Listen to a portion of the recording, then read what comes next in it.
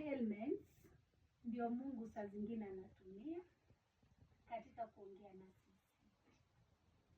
Last time nikitembea nilisikia our mother nature was calling.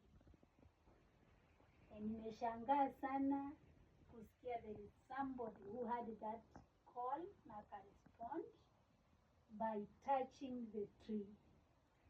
Na truly, Mother Nature always rewards people. Today I'm here feeling the heat of the fire. Also, tunaposikia na kufeel it, there is a reward. To those ambao wanasikiza sauti when our Mother Nature is calling. Thank you very much. Continue touching, feeling, and loving our Mother Nature. It is time for us to come back to our mom. Thank you.